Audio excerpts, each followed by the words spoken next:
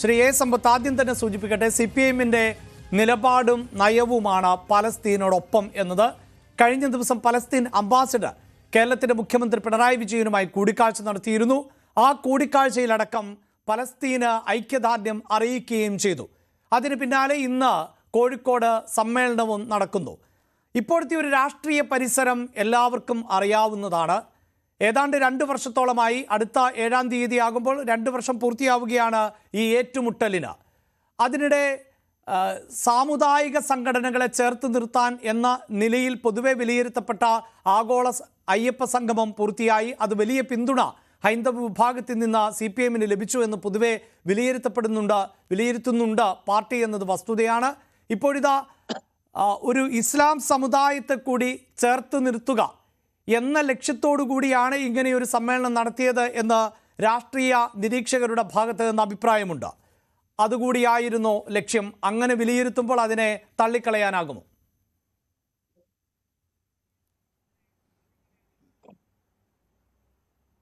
Shri A സമ്പത്ത്, പലസ്തീനോടുള്ള ഐക്യദാർഢ്യം എന്നത് CPIഎമ്മിന്റെ മാത്രം, ഞാൻ പറയുന്നത് കേൾക്കാമെന്ന് പ്രതീക്ഷിക്കുന്നു. ഓഡിയോ വീഡിയോ ശരിയാണല്ലോ അല്ലേ? കേൾക്കാൻ പറഞ്ഞുകൊള്ളൂ. എന്റെ ഓഡിയോ വീഡിയോ ശരിയാണല്ലോ, കേൾക്കാമല്ലോ അല്ലേ? കേൾക്കാം. CPIഎമ്മിന് ഈ ഫലസ്തീൻ വിഷയത്തിലുള്ള നിലപാട് എന്നത് പുതിയതല്ല. ഞാനൊരു ചിത്രം കാണിക്കാം. ഈ ചിത്രം നമ്മുടെ പ്രേക്ഷകരെല്ലാം ഒന്ന് കണ്ടോട്ടെ. ഇത് CPIഎമ്മിന്റെ ജനറൽ സെക്രട്ടറി ആയിരുന്ന വേളയിൽ VMS നമ്പൂതിരിപ്പാടിനെ കാണാനായി യസർ അറാഫത്ത് എത്തിച്ചേർന്നതും അവർ ചർച്ച ചെയ്യുന്നതുമായിട്ടുള്ളതാണ് ആദ്യത്തെ ചിത്രം. രണ്ടാമത്തേത്, ഇപ്പോൾ താങ്കൾ സൂചിപ്പിച്ചതുപോലെ ഏറ്റവും ഒടുവിലായി കേരളത്തിന്റെ ബഹുമാനപ്പെട്ട മുഖ്യമന്ത്രി പിണറായി വിജയനെ കാണുന്നതിന് വേണ്ടി ഫലസ്തീന്റെ അംബാസിഡർ എത്തിയതും അങ്ങനെയുള്ള കാര്യങ്ങളെ സംബന്ധിച്ചാണ്. അപ്പോ ഇന്ന് ഗാന്ധി ജയന്തി ദിനത്തിൽ നമ്മളിത് ചർച്ച ചെയ്യുന്നതിന് ഞാൻ ന്യൂസ് 18നെ അഭിനന്ദിക്കുകയാണ്.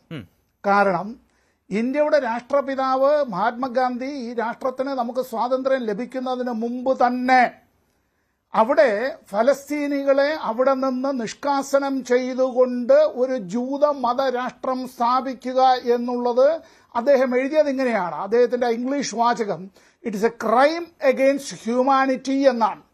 മനുഷ്യത്വത്തിനെതിരായ കുറ്റകൃത്യം എന്നാണ് മഹാത്മജി അന്ന് എഴുതിയത്. അദ്ദേഹം പറയുകയുണ്ടായി, അവിടെ അറബ് വംശജർ ഉൾപ്പെടെയുള്ള, കാരണം അറബികൾ മാത്രമല്ല, ഡ്രൂസ് ഉൾപ്പെടെ, ക്രിസ്ത്യാനികൾ ഉൾപ്പെടെ ഫലസ്തീനുകളായിട്ടുള്ള അത്തരത്തിൽ ഇവിടെ അവരെ മതത്തിന്റെ പേരിൽ കൂട്ടിക്കുഴച്ചുകൊണ്ടല്ല വിഷയത്തെ കണ്ടത് മഹാത്മജി. CPIഎം അടക്കമുള്ള ഇടതുപക്ഷ പാർട്ടികളും ഇന്ത്യയിലെ മതനിരപേക്ഷ പാർട്ടികളും ലോകത്തിലെ ബഹുഭൂരിപക്ഷം ജനതയും ഫലസ്തീൻ പ്രശ്നത്തിന് ശാശ്വതമായ പരിഹാരമാണ് തേടുന്നത്. മറ്റൊരു കാര്യം, ഇപ്പോൾ താങ്കൾ സൂചിപ്പിച്ചതുപോലെ ഇത് ഹമാസും ഇസ്രായേലുമായി, ഇത് 3ാം ഇന്തിഫദയുമായി ബന്ധപ്പെട്ടുണ്ടായ വിഷയമൊന്നുമല്ല. 2ാം ഇന്തിഫദയുമായി ഏതാണ്ട് ഒരു 10 പതിറ്റാണ്ടുകൾക്ക് മുമ്പ് നടന്നതായ വിഷയം മാത്രമല്ല. 1ാം ഇന്തിഫദയിൽ തുടങ്ങിയതായ വിഷയം മാത്രമല്ല. ഹമാസ് ആരുടെ സൃഷ്ടിയാണ് അല്ല എന്നുള്ളതെല്ലാം വേറെ ഇരിക്കട്ടെ. ഫലസ്തീനെ ഒരു രാഷ്ട്രമായി അംഗീകരിക്കണം. ഫലസ്തീനിലെ ജനതയ്ക്ക് സ്വയംഭരണാവകാശം നൽകണം. അവിടെ ഇത്തരത്തിലുള്ള സാമ്രാജ്യത്വത്തിന്റെ ഒരു കുതിരകയറ്റം, കടന്നുകയറ്റം, ജനങ്ങളെ അവിടെ നിന്ന് നിഷ്കാസനം ചെയ്യൽ എന്നുള്ളതിനെ ഞങ്ങൾ എതിർക്കുന്നു, ഞങ്ങൾ അതിനെ അപലപിക്കുന്നു. ഞാൻ നിർത്തുന്നതിന് ഒറ്റ കാര്യം, താങ്കളൊരു മാധ്യമ പ്രവർത്തകനായതുകൊണ്ട് 1ഉം 2ഉം ലോകമഹായുദ്ധങ്ങളിലും, കൊറിയൻ യുദ്ധത്തിലും, വിയറ്റ്നാം യുദ്ധത്തിലും, ഇൻഡോ പാകിസ്ഥാൻ യുദ്ധത്തിലും, അങ്ങനെ ലോകത്ത് പലയിടത്തും നടന്നിട്ടുള്ള ചെറുതും വലുതുമായ യുദ്ധങ്ങളിലെല്ലാം കൊല്ലപ്പെട്ടിട്ടുള്ളതിന്റെ എത്രയോ ഇരട്ടി മാധ്യമ പ്രവർത്തകരാണ് ക്രൂരമായി ഇവിടെ ഈ ഫലസ്തീനെ പിടിച്ചടക്കാൻ, ഗാസ മുനമ്പിനെ ഇല്ലാതാക്കാൻ, ഇസ്രായേലിന്റെ സിയോണിസ്റ്റ് താല്പര്യങ്ങൾ അടിച്ചേൽപ്പിക്കാൻ അങ്ങനെ ക്രൂരമായി കൊല ചെയ്യപ്പെട്ടതിൽ വനിതകളായ മാധ്യമ പ്രവർത്തകരുണ്ട് എന്ന കാര്യം നമ്മൾ മറന്നു പോകരുത്.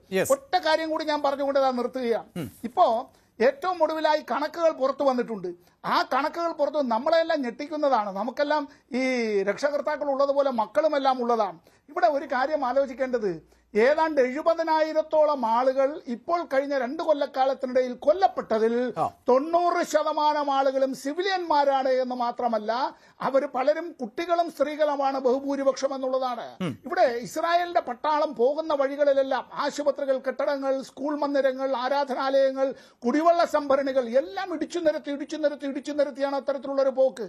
ഇത് നടക്കുന്നത് യുദ്ധമല്ല, നടക്കുന്നത് വംശഹത്യയാണ്. It's a cruel genocide. It is not a war. അത് മനസ്സിലാക്കണം. ശരി, തീർച്ചയായും താങ്കൾ സൂചിപ്പിക്കുന്നത് പോലെ ഈ ചർച്ച നടക്കുമ്പോൾ പോലും അന്താരാഷ്ട്ര മാധ്യമങ്ങളടക്കം റിപ്പോർട്ട് ചെയ്യുന്നതിൽ ഏറ്റവും പ്രധാനപ്പെട്ടത് ഗാസയിലേക്ക് ഉള്ള എയ്ഡുകൾ, അതായത് വൈദ്യ സഹായം എത്തിക്കുന്നതിന് വേണ്ടിയുള്ള കപ്പൽ പോലും തടയുന്ന സാഹചര്യം ഇസ്രായേലിന്റെ ഭാഗത്ത് നിന്നുണ്ടാകുന്നു എന്നാണ്. ഞാൻ തീർച്ചയായും ശ്രീ സമ്പത്ത്, ഇസ്രായേലിനോടൊപ്പം പലസ്തീൻ ജനതയ്ക്കൊപ്പം CPIM നിലനിൽക്കുന്നതിനെ ചോദ്യം ചെയ്യുകയോ അതുമായി ബന്ധപ്പെട്ട് CPIMന്റെ നിലപാടുകളിൽ മാറ്റമുണ്ടായി എന്ന പക്ഷത്ത് നിൽക്കുകയോ ആ നിരീക്ഷണത്തിലോ ഒന്നുമല്ല താങ്കളോട് ചോദിച്ചത്. മറിച്ച് ആ നിലപാടിൽ തന്നെ ഉറച്ചു നിന്നുകൊണ്ട് മുന്നോട്ട് പോകുമ്പോൾ ഈ സമയത്തെ തെരഞ്ഞെടുക്കുകയും ഈ ഇടത്തെ തെരഞ്ഞെടുക്കുകയും, നമുക്കറിയാമല്ലോ ഇതിനു മുമ്പ് ഈ പൗരത്വ ഭേദഗതിയുമായി ബന്ധപ്പെട്ട് CPIM പ്രതിഷേധങ്ങൾ നടത്തിയിട്ടുണ്ട്, ഏകീകൃത സിവിൽ കോഡുമായി ബന്ധപ്പെട്ട് പ്രതിഷേധങ്ങൾ നടത്തിയിട്ടുണ്ട്. അതിനെല്ലാം തെരഞ്ഞെടുക്കുന്ന ഇടം മലബാർ മേഖല അല്ലെങ്കിൽ കോഴിക്കോട് പോലെയുള്ള മേഖലകളെ തന്നെയാണ്. ഇപ്പോഴിതാ ഈ പലസ്തീൻ ഐക്യദാർഢ്യം പ്രഖ്യാപിക്കുമ്പോഴും കോഴിക്കോട് പോലെ ഒരു വേദിയെ തെരഞ്ഞെടുത്തുകൊണ്ട് അവിടെ ഒരു സമ്മേളനം നടത്തുമ്പോൾ ഒരു നിയമസഭാ തെരഞ്ഞെടുപ്പും അതിനു മുമ്പ് ഒരു തദ്ദേശ തെരഞ്ഞെടുപ്പും ഒക്കെ ആസന്നമായിരിക്കുന്ന പശ്ചാത്തലത്തിൽ ആ സമുദായത്തെ കൂടി ഒപ്പം നിർത്തുക, അങ്ങനെ ഒരു ലക്ഷ്യം കൂടി ഉണ്ട് എന്ന വിലയിരുത്തലുകളുണ്ട്.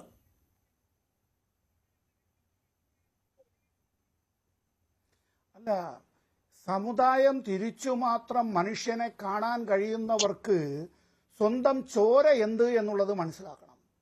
നമ്മളെല്ലാം ശ്വസിക്കുന്ന വായുവും കുടിക്കുന്നതായ ജലവും നമുക്ക് കുത്തിവെക്കുന്നതായിട്ടുള്ള മരുന്നുകളും നമ്മെ ശസ്ത്രക്രിയ നടത്തുന്നതായിട്ടുള്ള ഭിഷകുരന്മാരും ഡോക്ടർമാരും സർജന്മാരും ഈ പാരാമെഡിക്കൽ സ്റ്റാഫ് ആരോഗ്യ പ്രവർത്തകർ അടക്കമുള്ളവരും ഇവരുടെ എല്ലാം ജാതിയും മതവും നോക്കിയിട്ടാണോ നമ്മളെല്ലാം ഈ ചോര സ്വീകരിക്കുന്നതും ആശുപത്രിയിലേക്ക് പോകുന്നതും? അവിടെ ജാതിയും മതവും നോക്കിയിട്ടാണോ നമ്മുടെ വീട്ടിലെ പെൺകുട്ടി ഗർഭിണിയായ കുട്ടിയെ ചികിത്സിക്കാനായി അവിടെ അവരുടെ പ്രസവം എടുക്കാനായി അത്തരത്തിൽ ആ ലേബർ റൂമിലേക്ക് കയറ്റുന്നത്? ഇങ്ങനെ ജാതിയും മതവും എല്ലാം അത്തരത്തിൽ കണ്ടുകൊണ്ടാണോ എവിടെയെങ്കിലും പോയി ആഹാരം? ഒരിക്കലുമല്ല. ശ്രീ സമ്പത്ത്, അതിലൊന്നും ഒരു അഭിപ്രായ വ്യത്യാസവുമില്ല. ഞാൻ ചോദിച്ചല്ലോ, ഇപ്പോൾ നമ്മൾ ഇതിനു മുമ്പ് നടന്ന ഞാൻ സൂചിപ്പിച്ചു, അതായത് പൗരത്വ നിയമ ഭേദഗതി പോലെയുള്ള വിഷയങ്ങൾ, ഏകീകൃത സിവിൽ കോഡ് പോലെയുള്ള വിഷയങ്ങൾ, അത് ഒരു പരിധിവരെയെങ്കിലും ഒരു വിഭാഗത്തെ പ്രതികൂലമായി ബാധിക്കുന്നു എന്നത് വസ്തുത തന്നെയാണ്. ആ വസ്തുതയൊന്നും മാറ്റിവെച്ചിട്ടല്ല നമ്മൾ ഈ ചർച്ച മുന്നോട്ട് കൊണ്ടുപോകുന്നത്. അപ്പോൾ സ്വാഭാവികമായും അങ്ങനെ ഒരു ഇടം തെരഞ്ഞെടുക്കാം. അത് തന്നെയാണോ CPIM ചെയ്തത് എന്നത് മാത്രമാണ് സംശയം. അതിനപ്പുറത്ത് അവരെ വേർതിരിച്ച് കാണുകയോ മാറ്റി നിർത്തി കാണുകയോ ഒന്നുമല്ല ചോദ്യത്തിന്റെ ലക്ഷ്യം. അങ്ങനെ തെറ്റിദ്ധരിക്കുകയോ വേണ്ട. ഒറ്റ സെക്കൻഡ് എന്നാൽ അതെ ആ ചോദ്യം ഇല്ല എനിക്ക് തെറ്റിദ്ധാരണയൊന്നുമില്ല. ഒറ്റ സെക്കൻഡ് കൊണ്ട് ഞാൻ അതിനുള്ള മറുപടി അങ്ങ് പറയാം. പിന്നെ ഈ മഹാരാഷ്ട്ര സംസ്ഥാനം ഇപ്പൊ ഭരിക്കുന്നത് BJPയുടെ നേതൃത്വത്തിലുള്ള ഗവൺമെന്റ് ആണല്ലോ. ഈ മഹാരാഷ്ട്ര സംസ്ഥാനത്തിൽ ഞങ്ങള് ഫലസ്തീനോട് ഐക്യദാർഢ്യം പ്രകടിപ്പിച്ചുകൊണ്ടും യുദ്ധത്തിനെതിരായിട്ടുള്ള ജാഥ നടത്തുന്നതിനും തീരുമാനിച്ച അത്തരത്തിൽ വന്നപ്പോ അവിടെ മുംബൈയിലെ പോലീസ് അതിന് ഈ അനുമതി നിഷേധിച്ചതുമായി ബന്ധപ്പെട്ട് ചിലയിടങ്ങളിൽ നടത്താനായി കഴിയും, ചിലയിടങ്ങളിൽ നടത്താനായി കഴിയില്ല. അങ്ങനെ ബോംബെ ഹൈക്കോടതി എന്നാണ് പറയുക, മുംബൈ ഹൈക്കോടതി അല്ല. ബോംബെ ഹൈക്കോടതിയിൽ അത് സംബന്ധിച്ച് CPIMന്റേതായിട്ടുള്ള ഒരു ഹർജി അവിടെ വന്നു. കോടതി ചോദിച്ചൊരു ചോദ്യമുണ്ട്, ഈ രാജ്യത്തിലുള്ള വേറെ പ്രധാനപ്പെട്ട പ്രശ്നങ്ങളൊന്നും നിങ്ങൾക്ക് എടുക്കാനില്ല, ഈ ലോകത്തിലെ പ്രധാനപ്പെട്ട പ്രശ്നങ്ങൾ എന്നുള്ള നിലയിലാണോ എടുക്കുന്നത്? കോടതി അങ്ങനെ ചോദിക്കുന്നതിനെതിരായി ശബ്ദമുയർത്തിയതാണ് CPIM. അങ്ങനെ CPIM ശബ്ദമുയർത്തിയപ്പോ ഞങ്ങൾക്കെതിരായി അപ്പുറത്തെ സംഘപരിവാറിന്റെ പല ആളുകളും ഇതിന് കോടതി